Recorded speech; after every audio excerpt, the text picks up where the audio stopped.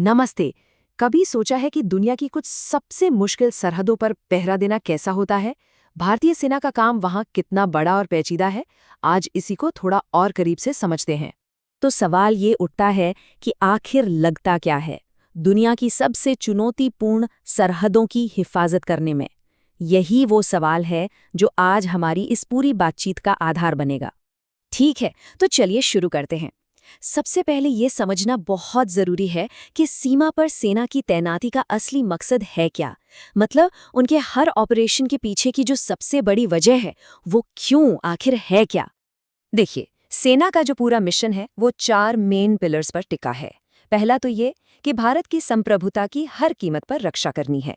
दूसरा, किसी भी तरह की घुसपैठ और हमलों को रोकना है, उन्हें नाकाम करना है। तीसरा, अगर दुश्मन कोई भी हिमाकत करे तो उसका मुंह तोड़ जवाब देना। और चौथा, जितने भी सेंसिटिव इलाके हैं उन पर पूरा कंट्रोल बनाए रखना। इन्हीं 4 मजबूत पिलर्स पर हमारी पूरी सीमा सुरक्षा खड़ी है। अब थोड़ा और गहराई में चलते हैं, जमीनी हकीकत पर, उन 2 बड़े मोर्चों पर जहां सोचिए, बर्फीली चोटियों से लेकर तपते रेगिस्तान तक हमारी सेना सबसे बड़ी चुनौतियों का सामना करती है। अच्छा, यहाँ जो बात गौर करने वाली है वो है इन दोनों मोर्चों के मिजाज का फर्क। देखिए, एक तरफ है एलओसी, जहाँ तनाव तो समझिए कि हमेशा बना ही रहता है और सीजफायर उल्लंघन की खबरें आती रहती हैं। और दूसरी तरफ है एलएसी, जहाँ दुश्मन तो है ही, लेकिन उससे भी बड़ी चुनौती है वहाँ का जानलेवा मौसम और उतनी ऊंचाई पर लड़ाई की तैयारी करना। पर रुकिए, बात सिर्फ इन 2 बड़ी सरहदों पर खत्म नहीं हो जाती।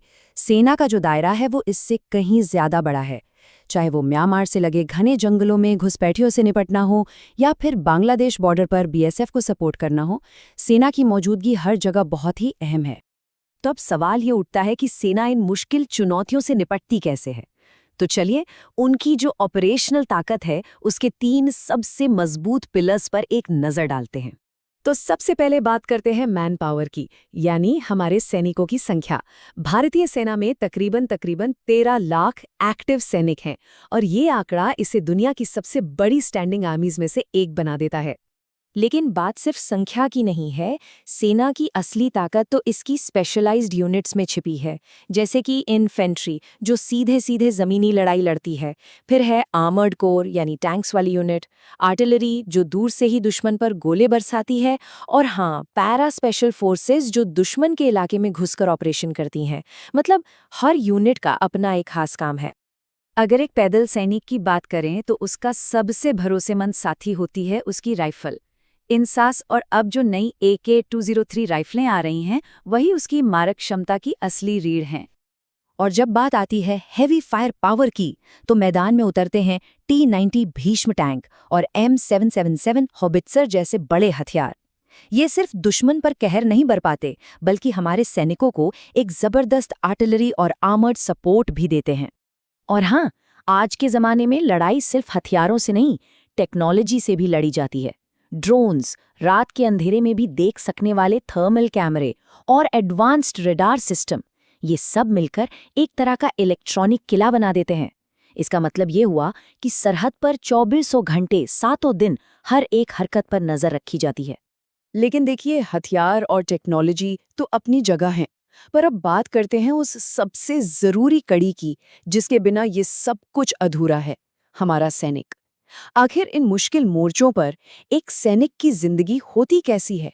जरा इस नाम के बारे में सोचिए, सियाचिन ग्लेशियर। ये दुनिया का सबसे ऊंचा बैटलफील्ड है। एक ऐसी जगह जहां असली लड़ाई दुश्मन से ज्यादा तो कुदरत से होती है।